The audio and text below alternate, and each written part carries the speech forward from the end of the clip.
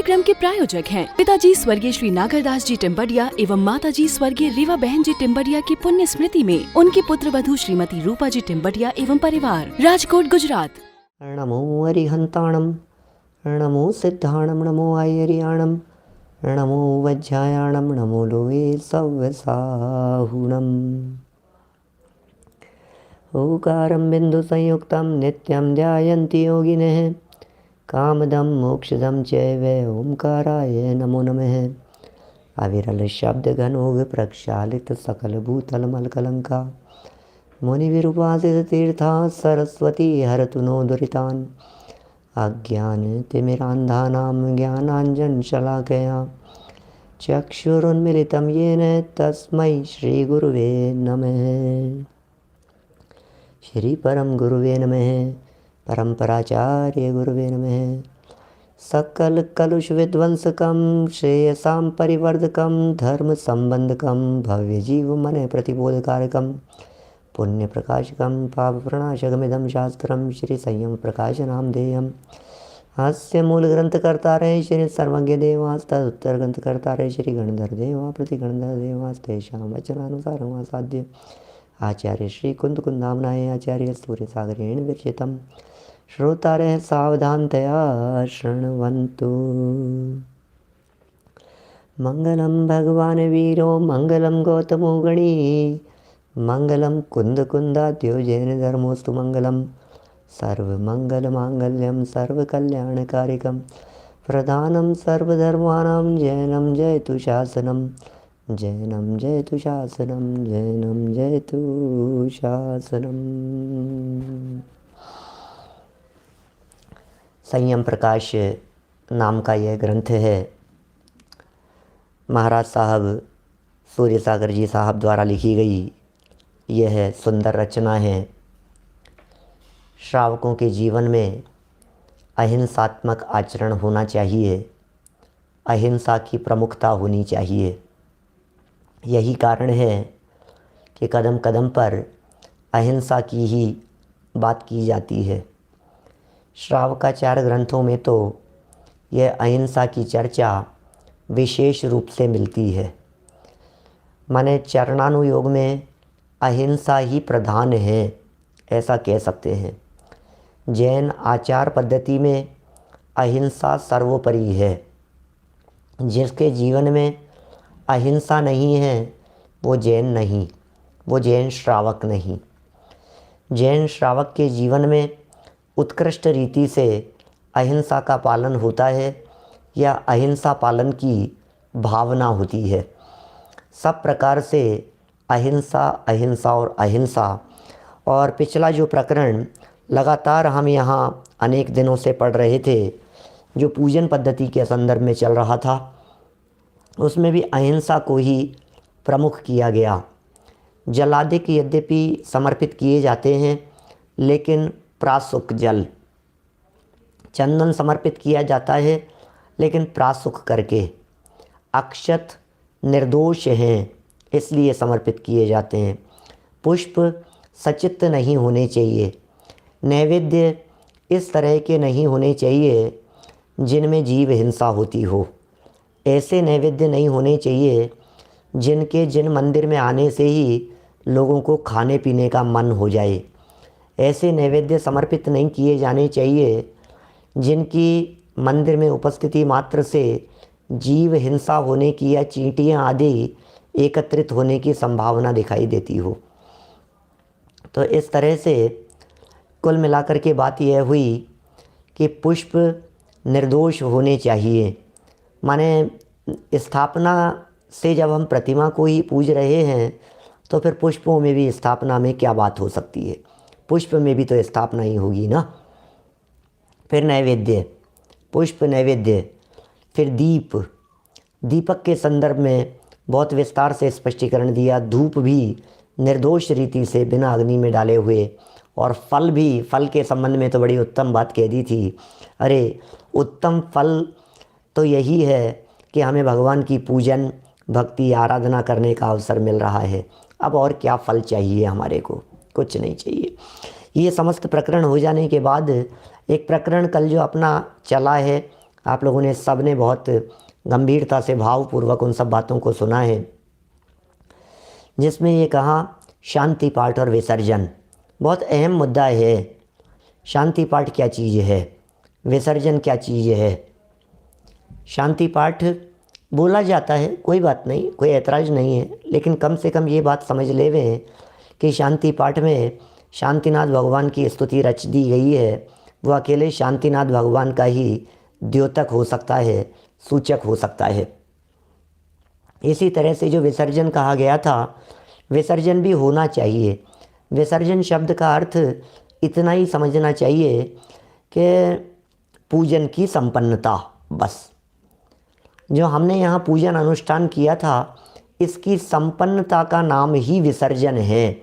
इसके अतिरिक्त विसर्जन के नाम पर हम आए हुए देवादिक को पुनः भेजने की बात सोचें, ये बात कतई बर्दाश्त के योग्य नहीं है।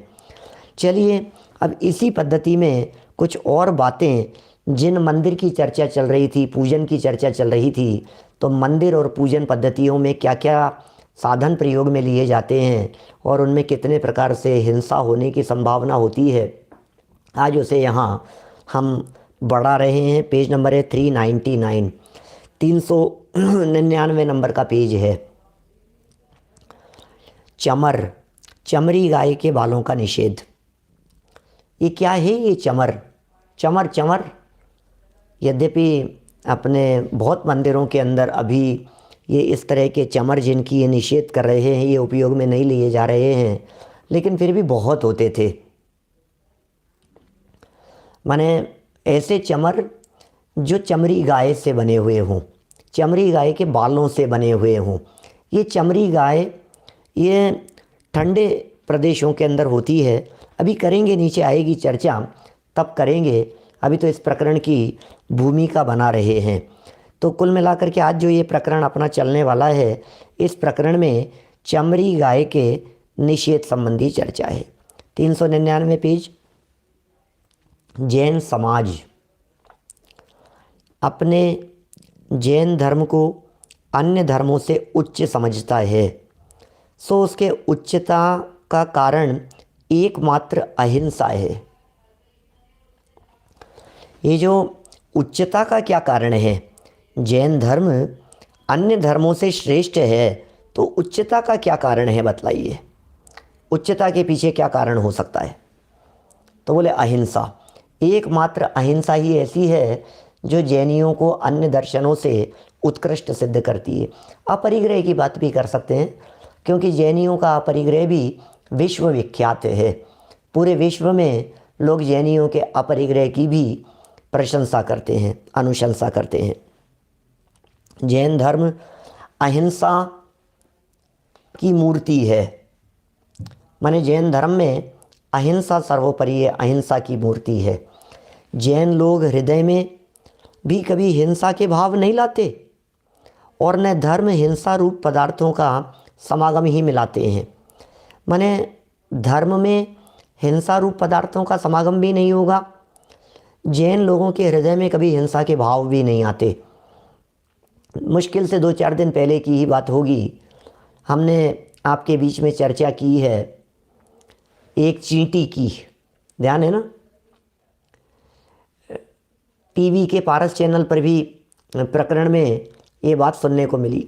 एक तरफ हाथ में चींटी है और दूसरी तरफ नोटों की थैली है। बोले चींटी को मारो और नोटों की थैली ले जाओ, डॉलर का ये बंडल ले जाओ। जैन व्यक्ति तैयार नहीं होगा एक चींटी को मारने के लिए, एक कीड़े को मारने के लिए तैयार नहीं हो सकता है। ऐसा है। माने जैन लोग स्वभाव से ही अहिंसक होते हैं। पदार्थों में हिंसा नहीं हो, धर्म में हिंसा नहीं हो। देखिए तीसरी लाइन में कहते हैं आगे, जैनाचार्यों का श्रावक के लिए पानी भी छानने का उपदेश है। सो भी अकेला पानी नहीं, वो पानी भी दोहरे छन्ने से छानने का है, क्योंकि पानी में छोटे छोटे चलते फिरते त्रस्कायिक जीव रहते ही हैं। ओहो हो, पानी में भाई साहब चलते फिरते हुए जीव रहते हैं, त्रस्कायिक जीव रहते हैं। क्या बतलाएं। माने ये जो श्रावक लोग पानी का उपयोग करें, पीने के लिए उपयोग करें, नहाने के लिए उपयोग करें, पानी में त्रस्त जीव नहीं हो ऐसा होता ही नहीं है। बिना छने पानी की बात कर रहे हैं। जो जीव अन्य लोगों द्वारा, वैज्ञानिकों द्वारा बिना छने पानी की एक बूंद में 36,450 जीव गिन लिए गए और गिन करके बतला दिए गए, वे सब के सब जीव त्रस जीव हैं। सब त्रस जीव हैं वे। भाई प्रशांत काले जी, सब त्रस जीव हैं। 36,450 जो उन्होंने गिने सब त्रस हैं। इसका मतलब जिस समय हम पानी को छानते हैं उस समय स्थावर जीवों से निर्दोष नहीं किया जाता उसे। क्या वो तो त्रस जीवों की हिंसा से बचना, त्रस हिंसा का त्यागी होता है श्रावक। स्थावर जीवों की हिंसा से तो हम कैसे बचेंगे? बोलते भी हैं, चलते भी हैं, नहाते भी हैं, कपड़े भी धुलते हैं, बर्तन भी साफ होते हैं, भोजन बनता भी है, आरंभ भी होते हैं, झाड़ू लगती है, घर में साफ सफाई होती है। भैया त्रस हिंसा का तो त्याग हो सकता है, लेकिन स्थावर जीवों की हिंसा से, श्वास भी लेते हैं, श्वासों श्वास बोल रहे हैं, तो हम स्थावर जीवों की हिंसा से कैसे विरक्त हो पाएंगे? देखिए आगे लिखते हैं ये,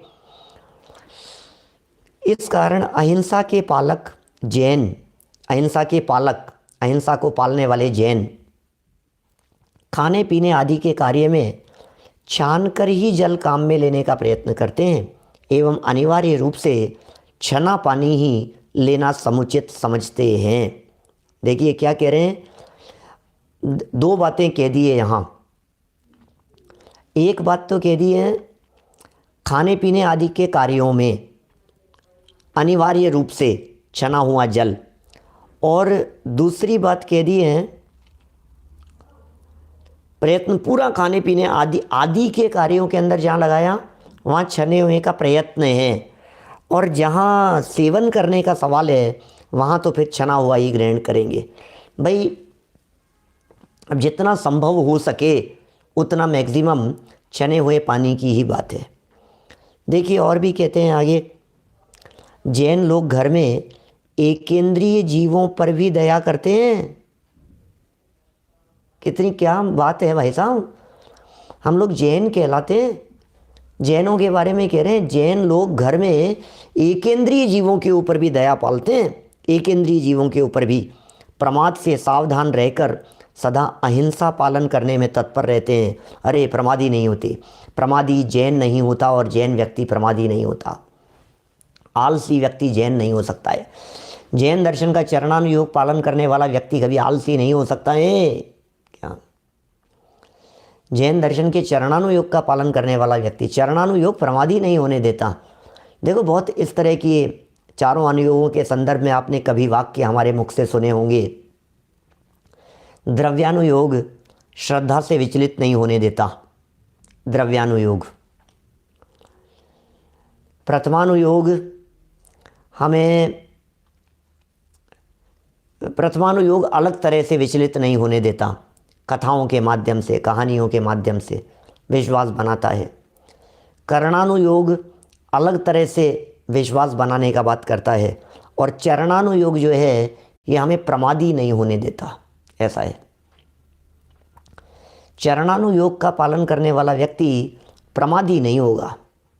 क्या द्रव्यानुयोग आदि अन्य अनुयोगों का पालन करने वाला व्यक्ति श्रद्धा से विचलित नहीं होगा। करणानुयोग को गहराई से समझने वाला व्यक्ति ज्ञान से विचलित नहीं होगा। समझ में आ रही है बात? श्रद्धा से, ज्ञान से, चारित्र से, उनके लिए एग्जाम्पल प्रस्तुत कर दिए।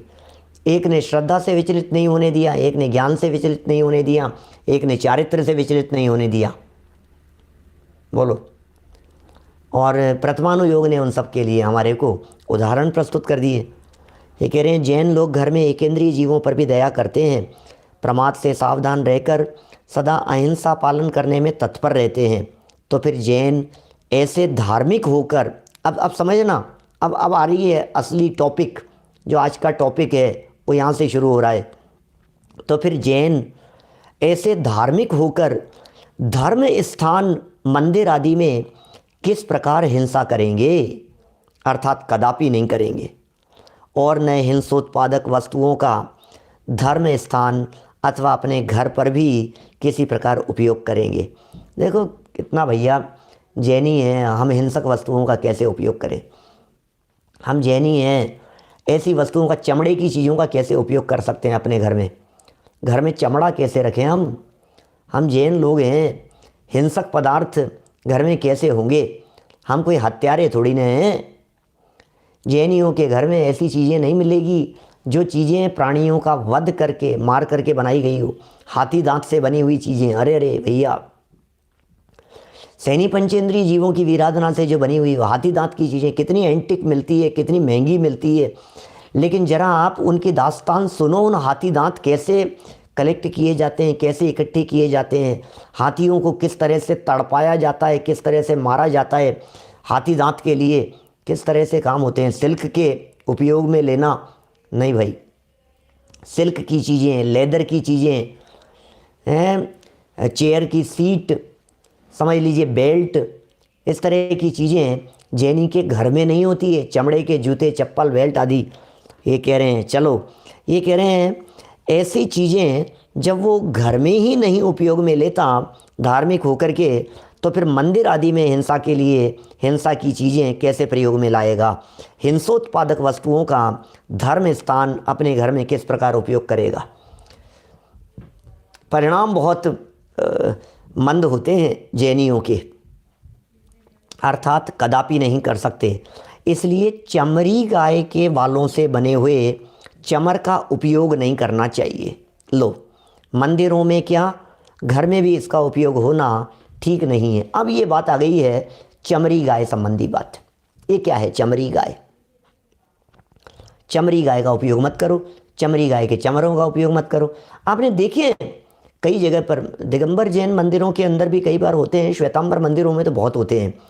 वो जो चमर होते हैं ना श्वेतांबर मंदिरों के अंदर, जिनमें बाल वाइट कलर के होते हैं ऐसे, वो सब चमड़ी गाय के उपयोग वाले हैं वो चमर।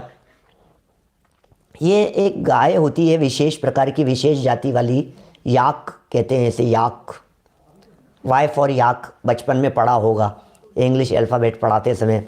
याक याक की तरह होती है, याक ही होता है। और ये सब ठंडे प्रदेशों के अंदर होता है, तिब्बत वगैरह और ऐसे प्रदेशों के अंदर विशेष रूप से पाया जाता है ये ऐसा जानवर है। तो और उसके क्या होते, पूंछ में इस तरह के विशेष बाल होते हैं, इस तरह अभी बताने वाले हैं। यहाँ पर भी थोड़ा सा पूंछ काट दी जाती है, उसके बालों को इकट्ठा कर लिया जाता है, सफ़ेद कलर के होते हैं, चंवर में उपयोग लिए जाते हैं उनको, और चंवर में उनको उपयोग ले। अब ये कह रहे हैं सैनी पंचेंद्रीय जीवों की हिंसा से वो चंवर बने हैं और उनका आप जैन मंदिर में उपयोग कर रहे हो, ये बात कैसे योग्य है? शिमला वगैरह के अंदर भी होगी, सिख मंदिरों के अंदर होते हैं, जैन मंदिरों के अंदर भी पहले होते थे, बहुत होते थे, लेकिन जब से थोड़ी सी समझ आई है तब से इन चीज़ों का जैन मंदिरों के अंदर उपयोग कम हो गया है। देखिए क्या लिख रहे हैं, ये लिख रहे हैं यहाँ, कहा भी है ना, पढ़ते हैं इसके संबंध में, चमड़ी गाय के बालों वाले चमर के संदर्भ में। चमर तो होने चाहिए मंदिर में, अभी बतलाएंगे कैसे चमर होने चाहिए, क्या होना चाहिए। देखिए,